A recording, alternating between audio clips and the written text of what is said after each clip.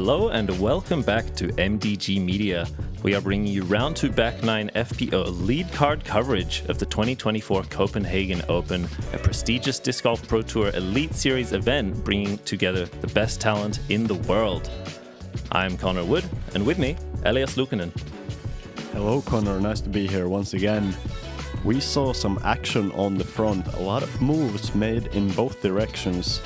Kaidi kind of losing some of her lead, and we saw Silva getting a lot of strokes on her, and even somebody from outside of our card, Evelina Saarinen, shooting absolutely incredible on the course right now. She's already tied second with Silva. Other than that, Rachel and Sonja were having some slower front nines, but not playing that bad still, and they have a good chance on the back nine to pick up the pace, hopefully. Yeah, and I think statistically the back 9 playing as a more scoreable 9 of the two. And excited to see that hot pace here. Elias, tell us about hole 10. Talking about scoreable, that's exactly what hole 10 is. Only 83 meters and pretty open. Really the only obstacle on this hole for the right-hand backhand straight to hyzer shot is this big tree at the end of the shot, which has low branches you have to get through or under them. A lot of players trying to play a slight skip, although this ground doesn't really skip that much. No, certainly not, and as a result we see Kaidi playing a higher line, trying to access through the branches and crash in. She comes up just a little bit shy on the distance, but we'll have a look to the basket from about circle's edge. We'll see if Silva chooses to go with a more low piercing line. We see exactly that. But as expected, no real ground play. Yeah, that's super surprising. I believe in round 1, a local was commenting on the video that this ground never really skips, and I don't fully understand the reason for that. It looks like normal grass, but it just seems to eat up all of the skips. And Sonja also trying to get through the branches, hopefully at the end with a high hyzer. A little bit early on the hyzer part though. And I really like how deceptively difficult it is to access this green for exactly that reason. You can't throw high with the hanging branches. You really need a low piercing shot to be pure to the green. But if you throw it too low, you also don't skip. So the window of height that you need to hit is very small. We see Rachel crash in as well with a similar spiking line. We go first to Sonja. A touch low, but on a good line. And she will be left with what some players would call a stat putt, which is just outside the bullseye, but easy enough that you're going to make it all the time. And that's an incredible putt from Kaidi. Already the second stepper we have seen her make in the round. That outside the circle putt is looking dialed.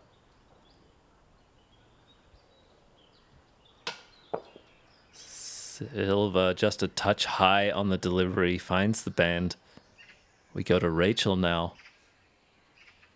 Putting out from the trees, a touch low.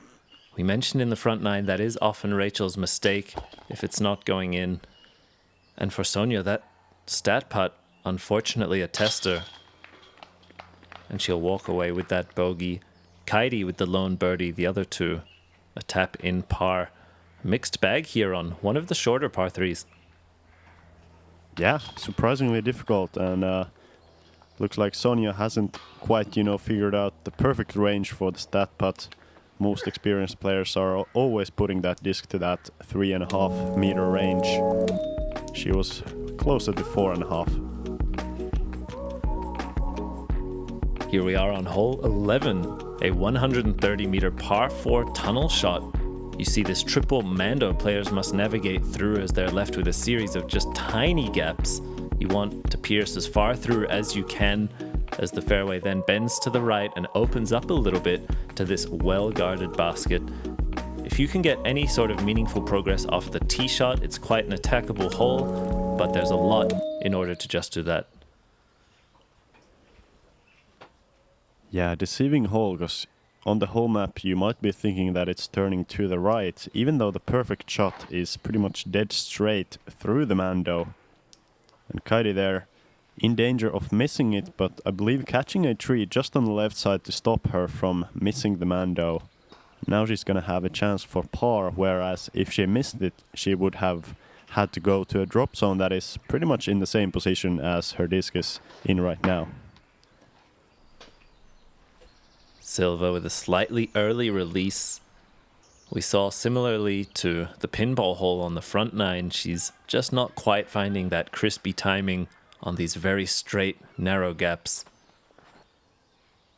Rachel looking to shape this flip up through the triple Mando, and she has done so really well. Just pinpointing the middle of the fairway there. Yep, beautiful shot there, and let's see Sonja. Very crucial shot for the round. And that looks pure. That's absolutely perfectly thrown through the gap, and best drive of the group. She's gonna have a good angle with a potential Anheuser backhand to approach the green, or even a forehand.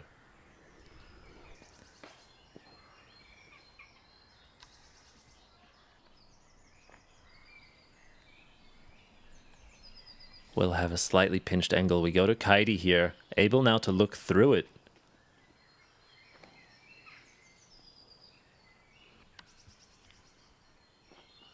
Shaping it nicely through the trees. Great speed control.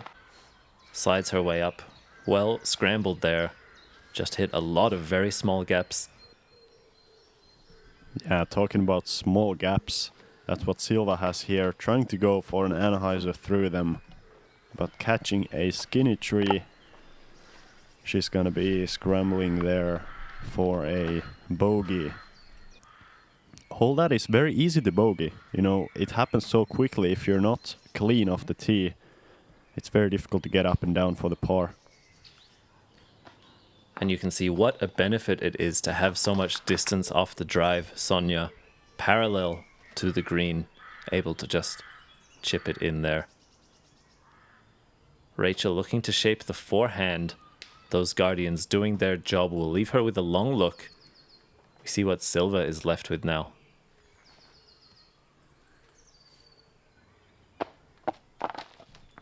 A little bit hot on the approach. She's gonna have a tester range putt. That's gonna be a good sign of how confident she's feeling on the putting green right now. As Rachel, with a confident run, just missing the basket. Now Silva from 10 meters and a straddle. No problem.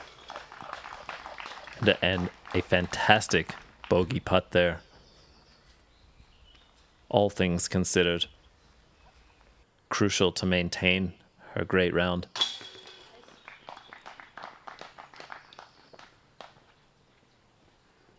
And Rachel as well, as we see Kaidi here, really picking up now the speed. After some brief troubles on the front nine, has bounced back with really impressive form and composure here. Birdieing 5 of the last 5. Yeah, that's going to be crucial for her if she wants to keep that leading position, as we saw Evelina shooting incredible on, I believe, might not even be second card, maybe even third, as we're moving on to hole number 12. A short-ish par 4 off the tee. You want to position yourself well with this gap that we're flying through. Ideally, you might even see the basket, or at least see the left side bushes on the left side of the basket to give you an aiming point. It's really a straight drive off the tee. You can even play a bit of a hyzer, and then on the approach, a lot of the times you have to play a bit of an anhyzer or a forehand.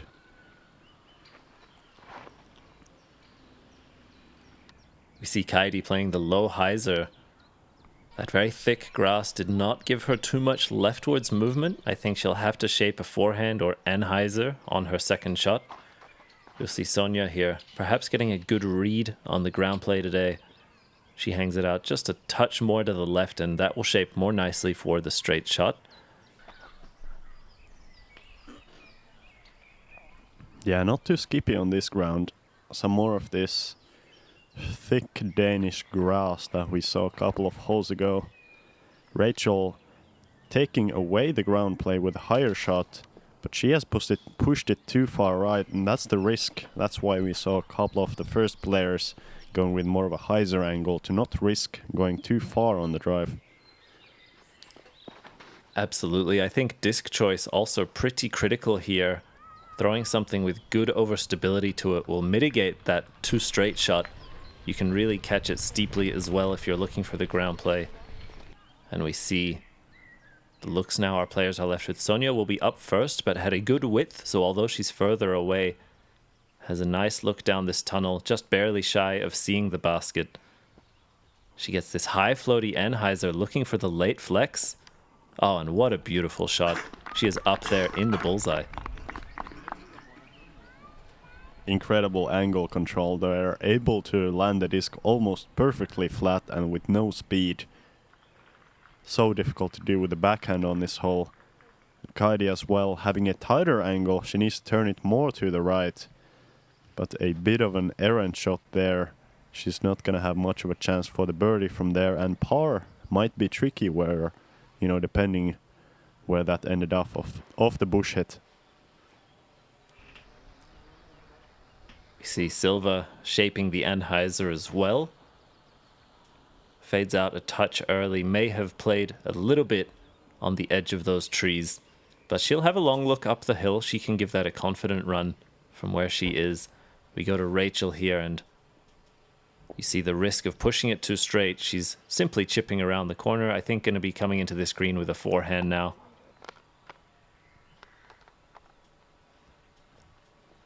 Yeah, looks like Rachel's pitch out from the bushes was slightly longer than she would like, now making the angle for the approach a little bit tighter. She has those early branches on the left that can come into play pretty quickly, but instead potentially compensating for those branches and pulling it to the right. She's not going to be happy with how this hole has went so far. That was why I was a bit surprised to see her go with the backhand with those low-hanging branches, forced her out wide. Kaidi, really smooth, gives it that soft landing as well up into the circle from an awkward stance. Rachel here still with some distance left, I think. Going to be giving this a step putt, but really a long range. I think looking to just put it close. Yeah, gonna be a disappointing bogey, but luckily for her there are many birdie holes coming up. Let's see Silva here from well outside of circle 2. That's the kind of range that quite often we see her nailing some big putts from. I think Silva is one of the best putters in the world, regardless of division at the moment, particularly in competition. We see a good opportunity there for Kaidi. Just slip on out the left side.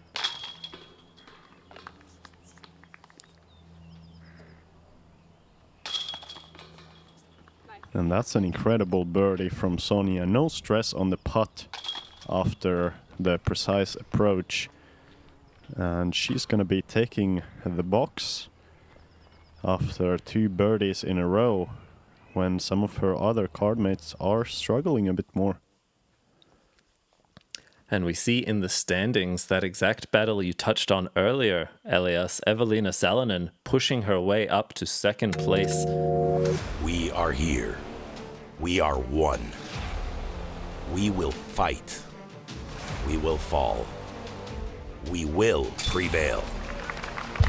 From the fjords of Norway to the shores of Spain, from the fire of Iceland to the hope of Ukraine. 30 countries, one voice. Go Europe.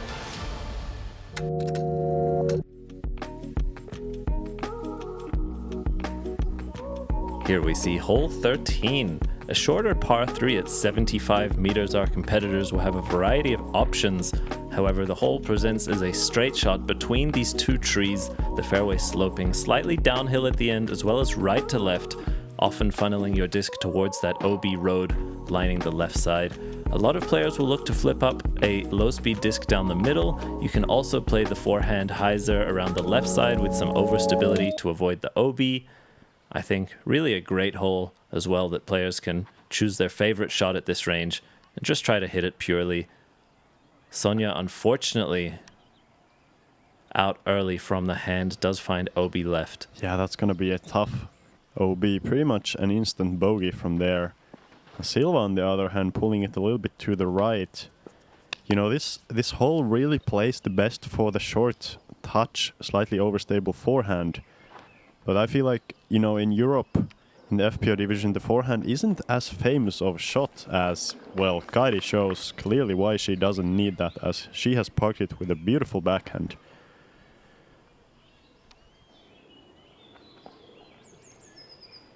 And although I would agree it's less prevalent in the European FPO field compared to maybe in the US, I think a lot of players do have that shot, particularly on this card. I believe Rachel threw the forehand in the year that she won this tournament just 2 years ago.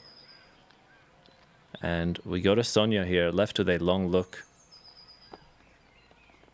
She's done well to simply chip up. We'll have a tap in bogey after her OB stroke. We see Rachel's putt now. Again, just shy off. That's going to be cage. So annoying. I know the feeling. We all do. You know, when you're just slightly off. That's been her miss consistently through the round, and I'm sure she's thinking about it. You know, try to get that putt a little bit more up. As Kaidi with a nice birdie, continuing on the eventful scorecard that she has had in the last 8 holes.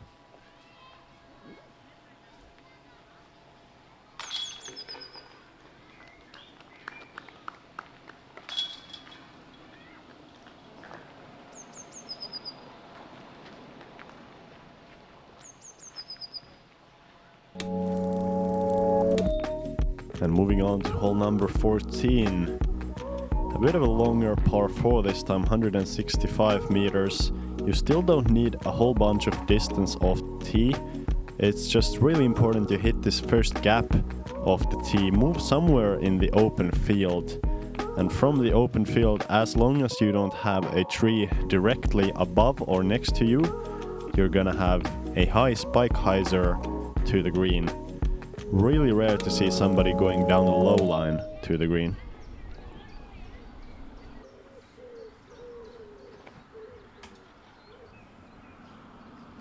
And we see Kaidi shaping this nicely into the gap. Finds the late overstability. She might be a little bit close to the trees for an easy spike hyzer over the top, but still manageable. Silva with an unfortunate kick right off that center tree. Really the big one that you want to miss. Past that, it is open air. This is a big shot from Rachel. Going far off all of the trees. She still might be a little bit short of the corner, potentially having to still go above the trees from there. As we see Sonja just slightly kissing the right side tree with her disc. Now she's gonna have that one tree in the way and potentially not allowing her to go above the gap. And Silva just trying to manufacture a chance to access the green on the next shot after that kick. She still had a lot of distance. And we see Sonja going to shape this low hyzer, in fact.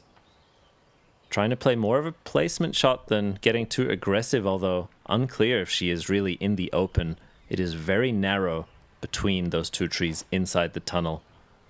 And this is the more traditional attempt to access the green. Beautifully done. Yeah, that's very impressive, especially from where she was. She couldn't see the basket through the bushes, most likely. So just had to pick a spot and aim at it and just believe that she's gonna hit the line. As Rachel trying to go down the low line with a flex forehand, and Silva finding an interesting gap. I was expecting her to go above all the trees again, but that's a great shot from where she was. Yeah, that was a tight window. A lot of risk and reward managed there for Silva. We see Sonja get caught up as well along the way. Rachel able to give it a long bid. We see what Sonja's left with. Just a bit soft as well. Silva from a shorter distance now.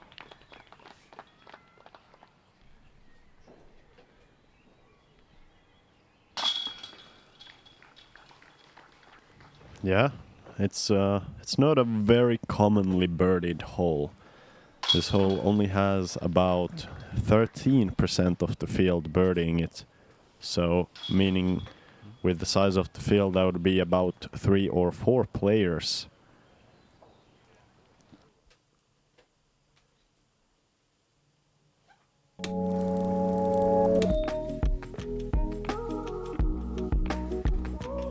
Here we are on hole 15, a 91-meter par 3 tunnel shot. Although it kicks in a little bit late, about halfway through the fairway, you will then need to hit this gap and try to shape either a hyzer flip or soft flex down into the green. The most challenging aspect of this after hitting the gap is trying to land soft. A lot of players will find a skip left or right at the end that makes their putt a bit harder. If you can land flat, really helpful on this tee shot. And luckily for them, there isn't that much wind right now, but wind really dictating what you can throw on this hole. Actually, it looks like it's a bit of a tailwind for them, so possibly helping those understable discs, as we saw Kaidi throwing a great shot and Silva a little bit low. Great line, but just not getting the height.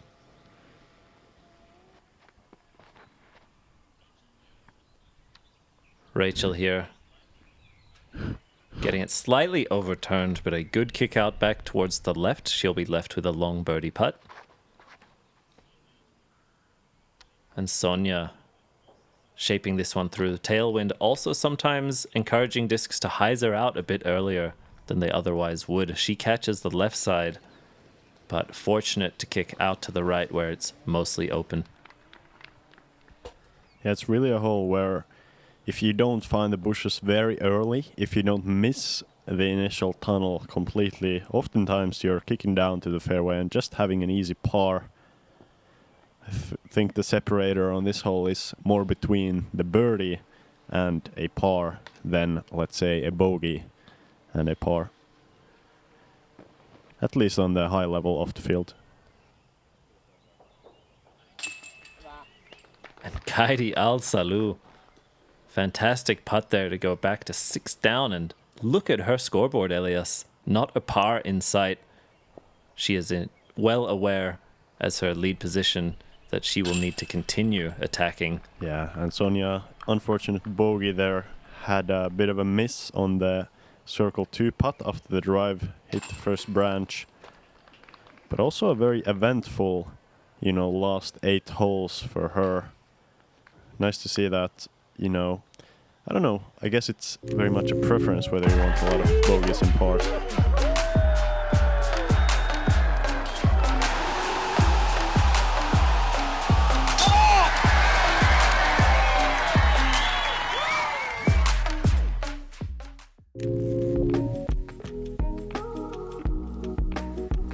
And moving on to hole number 16. A short and a very open par 4. This is the one you would really love to pick up as the birdie. 143 meters, really nothing in the way on the tee shot. You want to throw as far as you can, get, within that 60, 50, even 40 meter range of the basket. And then on the approach, once again, nothing in the way, but you do have a slight right to left slope, so important to control the angle on the approach. Kaidi with a nice pushing flex shot down the middle. That is really all you need. Well thrown, and we see the winds picking up a little bit now, the trees swaying behind our lead card. Silva also shaping that long turnover, finds herself center fairway.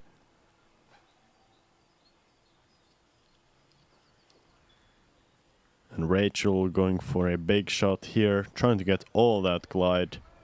Good distance there, she's going to be more left, so the left to right slope is going to be a little bit less scary, as you can play more towards the hillside and not with the hillside.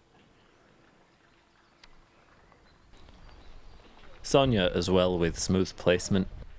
coming off 3 bogeys in a row. We'll look to see her make a correction to that and try to pick up attacking the course. We see Silva's approach to the green really nice on that downward slope. You can come in pretty hot. She's done well to use the ground play to her favor. And Sonja with a similar angle. Well played, only a little bit long. Gonna be in that 4 to 5 meter range. And Kaidi with a steeper hyzer, potentially trying to play with a bit of a skip.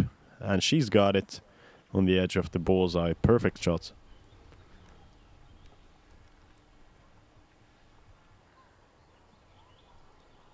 And we see Rachel up first here on the green. And she's good for it, in for the birdie. A tough round on the putting green for Rachel, but able to find a good one here on 16. Has a few more holes remaining to try and pick up a few more. Sonja as well with that solid bounce back I mentioned earlier, finding the birdie here after a tough stretch.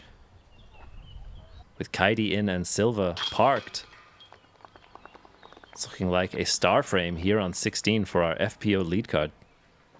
Yeah, well played. I feel like that's the one hole that if we should expect the star frame on, it's probably that one. This hole, however, slightly more difficult, hole 17, an 89-meter par 3. Players will be throwing over this first row of trees to this slightly elevated basket on the mound. You have OB to the left side the entire way, as well as rough long of the basket. So really important that you try and spike in your hyzer, backhand or forehand, into the mound and leave yourself a short putt. This hole plays very differently into wind than when it's calm.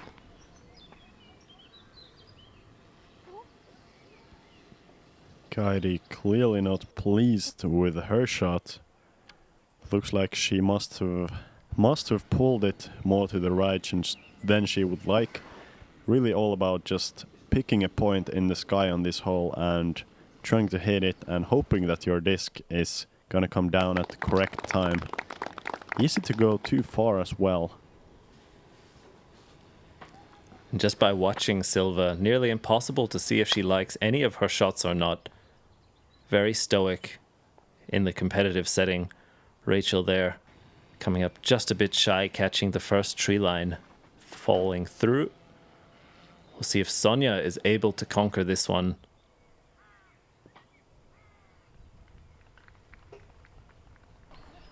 Yeah, scary putt from there, a little bit short. I would have to expect a layup, as this is a tough green to run any putt from, even inside the circle. A lot of the times, if you're in the 9-meter range, you have to choose whether you want to do a soft run or full run or even just a layup. And we're going to have a couple of par putts from that range. That was not a great layup there by Kaidi. Is going to leave herself a difficult save for the par. Just didn't quite generate the spin on the release there. For the 3. She's clean with it. Gives the fist bump as well. A good example there of how you need to play at the top level. Even in the difficult situations, we get another look at this step putt. Full, complete trust of the angles and on the pole. I love her putting stroke, just all of the momentum with a step putt going towards the basket, opening the hand perfectly. Let's see if Rachel can follow that line. Not quite, and that's when this hole gets really tough. The next putt, she will really have to make a decision whether she wants to lay it up or still run it. And Silva even missing it from inside the circle. Solid comebacker for Rachel. Particularly for bogey. Those can get stressful quickly, as you mentioned, Elias. And Silva as well, in for the par. Sonja will be looking at that 3 as well. Kaidi not losing any strokes to her card mates here on 17 with that par. And moving on to 18. I heard a stat that this might be the first par 6 ever played on an Elite Series event, so very interesting. We're gonna play a short shot off the tee. Ideally, you don't want to throw it more than maybe 80 meters. On the second shot, cross over the OB, get as much distance as you can, and a similar thing on the third even. You want to get a lot of distance, set yourself up with the shortest possible approach to the green. Very fast green, OB on the left side and behind. Yeah, very interesting that they're opening it up to a par 6. I think if we look statistically, it does play close to that average, so it's at least a fair gauge of the hole's difficulty. And we see Silva slightly more to the left of the fairway. That should reduce the distance a bit on her second shot over the OB River. Sonja here, however, perhaps a little bit too left, fighting that OB line, and unfortunately finds the wrong side of it. That is the danger of trying to reduce the distance. You really can't throw a perfectly straight shot here. Ending to the left is possible, although not required. And Rachel's done well. Might have a slightly low ceiling under those branches, but should be close enough to be able to generate some distance still. Yeah, I'm personally a little bit surprised with our players going with some faster, more overstable discs, as really from where Silva is, this is, I feel like, the perfect position. You can just throw a nice, straight, hard-thrown driver, get over the OB, and she's perfectly in the middle of the fairway and in great birdie position. Absolutely. The first shot, given how close the OB line is on the left, doesn't really allow you to push the distance at all. So to take the risk of getting those few extra meters often does not translate to a different result on the hole. Straight shot playing very safely. We see now Kaidi looking to push up the fairway. Slightly nose up for a full distance shape, but still a lot of great progress down there. Also center fairway. Yep, this is also a good distance check on our players. You know, you can see how fast the disc is coming out of their hands. It's really a shot that you like to throw at least 90% power with to get all of that distance. We saw Rachel to the fairway and Kaidi going inside to try and get as close to the basket as possible. But quite a solid shot there. She comes up a bit short, but did navigate the height and width as she needed to. Silva here from the right side. OB just snuck her way inbounds there, shaping the hyzer entrance to the green. Hits that last branch and drops a bit short. Although she can still just pitch up from there and play for the birdie. See Rachel as well shut down by those late guardian trees. We'll see if Sonja can navigate through them. Also taking that slightly more backdoor route.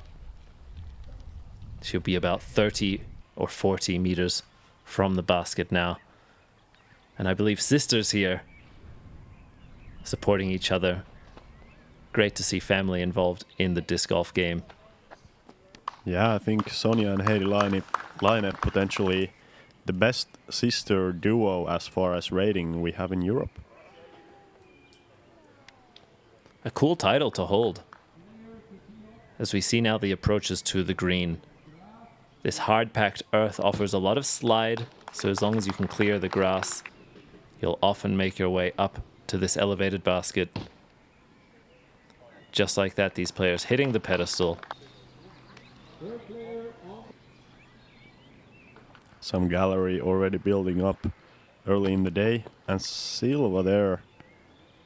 A bit of a miss on the putt, and now she has a tough comebacker straddle around the branches. And that's unfortunate. Or maybe not unfortunate. She did miss it to the right, but she's not going to be feeling very happy about that 3-putt green. Certainly not. Going from a birdie look to ultimately taking a bogey on the final hole can sting a little bit, but I think she has a great mindset and is still very much in play, sitting at 8 under currently. As we see Rachel in for the birdie. And a really fun round here to wrap up the second round end. As we take a look at the leaderboards, we see Kaidi Allsalu forging ahead, but Evelina hot on her heels. Our remaining round 2 lead card here, Silva Saarinen with a 3 under round at 8 under total, with both Sonja and Rachel matching each other, 2 over for the round and 2 under total. An exciting and stacked field, Elias. Yeah, great to see the European FPO field getting stronger each year, especially in this elite event. Thank you guys so much for watching. We're gonna be covering the final round of the tournament. Tune in for that tomorrow. Thank you, Connor, for doing commentary with me, and see you guys tomorrow.